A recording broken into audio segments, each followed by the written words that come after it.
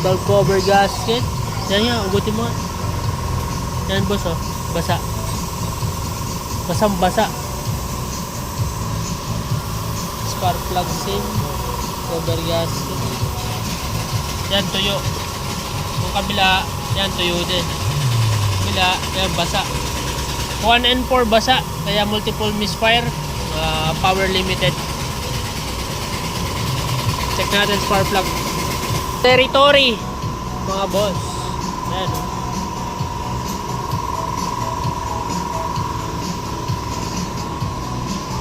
Bagong bago pa, pero tumay-tagas na. Ayan, basang-basa mga boss. Yung binabasa nito, transmission limited power ba? Limited power. Pag yun natin, tingnan, multiple misfire. Pina-check ko yung spark plug sana. Kaso basang-basa ng oil yung 1 at 4, basang-basa ng langis. Yung ignition coil. So ibig sabihin, may leak yung valve cover gasket nito or yung spark plug seal. So, i-check namin yung spark plug kung good pa yung condition niya. Pero dapat to mapalitan ng spark plug seal or valve cover kasama yung valve cover gasket assembly. And guys, so ganyan kadami yung oil nandito sa spark plug niya. Pumasok. So malakas yung leak. Kaya nagmi-misfire.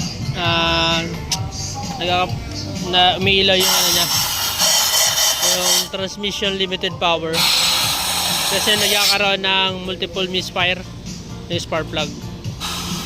Kumbaga namamalya kaya nag-error yung transmission niya.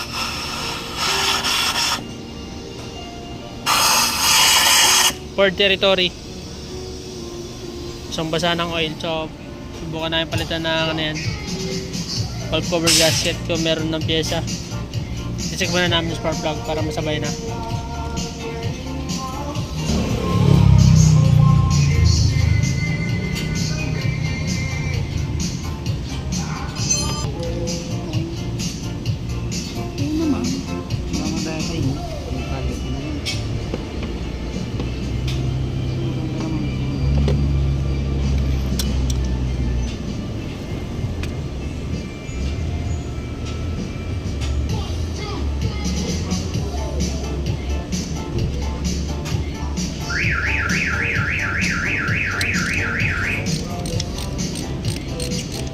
Territory, reseal timing cover saka yung valve cover kasi wala nabibiling valve cover gasket, so nire-reseal lang mga boss.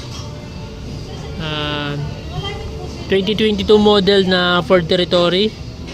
Naglilik kasi, napupuno na ng oil yung itong sa may spark plug hole. Naglilik na yung oil dyan kaya nababasa yung spark plug. So ngayon i-reseal natin. May leak na rin kasi yung dito. Yan, nababasa siya. Basang-basa yung ilalim ng ano, yung sa intake side.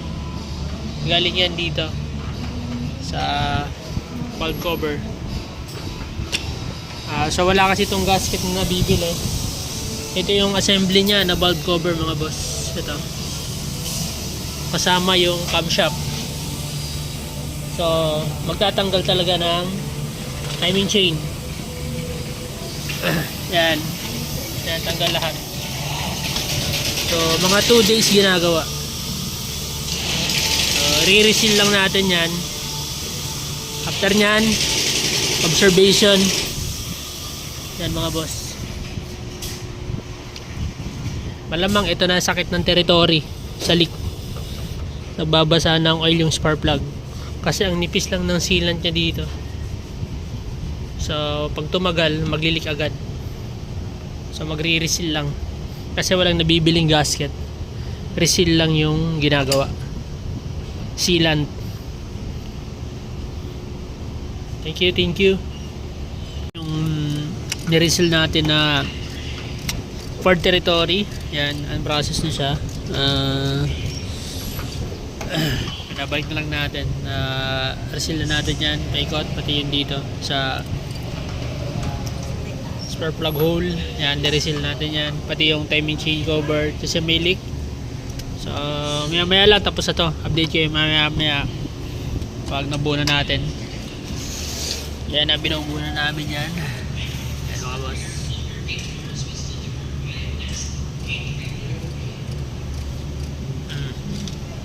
I-reseal natin yan. Konti na lang. Bubuo na to. So ginamitan pala natin yan ng camshaft locking tools. Yan. Yan yung special tools para dun sa camshaft locking tools, para hindi gumalaw yung timing. Yan mga boss. Mamaya update namin kayo pag papandarin na natin. Boss, na buo na natin yung yung port territory, na balik na natin lahat, pati yung sa ilalim, itong gilid balik na rin. So goods na, obserbahan na lang natin kasi for observation pa siya. So start natin. Start! Scan mo dun.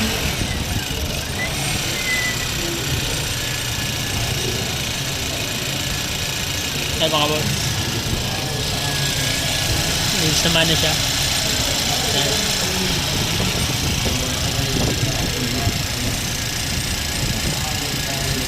Scan natin kung may error pa rin. Meron kasi itong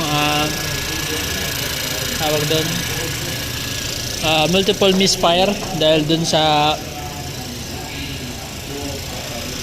nababasa yung spark plug. So i-erase na natin yun, tapos paanda rin observation. Nag-jerk kasi ito, parang namamalya. So obserbahan muna natin to, paanda natin na matagal. Yan mga boss, sumaandar. So scan natin.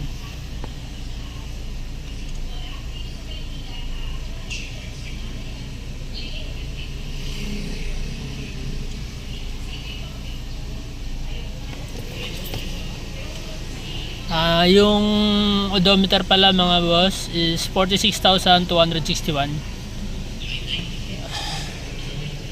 Dinala ito dito, multiple misfire. Check namin yung spark plug, basang-basa ng oil, tapos may jerking.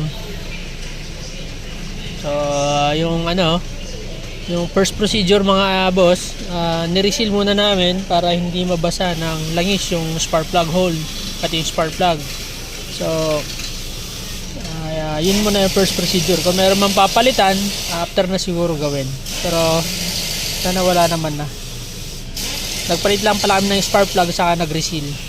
So ngayon ito lumabas, no fault codes detected. So malinis na siya. Yan, obserbahan ko na lang, then road test to for sa final. Kailangan ko lang paanda rin ng matagal kasi para medyo tumigas yung mga sealant, yung pinang-reseal. Ito kasi yung Ford territory, tumawag na kami sa mismong Ford, wala talagang gasket. So nire-reseal lang siya gamit ang beta gray or sealant na high temp. So yun lang, kahit saan tumingin wala nakuha kasi wala nga daw talagang gasket na nakalagay. So nireseal lang yung valve cover kasi nito, kasama yung camshaft assembly. Pag tinanggal mo yung valve cover, kasama yung camshaft assembly. Medyo mahirap kasi yung timing, kailangan may special tools din. Yun lang, para ito kasing Ford, kapag isang ngipin lang pumalya dito, namamalya agad, correlation agad lumalabas pag yung Ford. So yan, obserbahan lang natin, sana okay na. Maraming salamat mga boss. Please subscribe to my channel and share and hit the notification bell para lagi updated. God bless.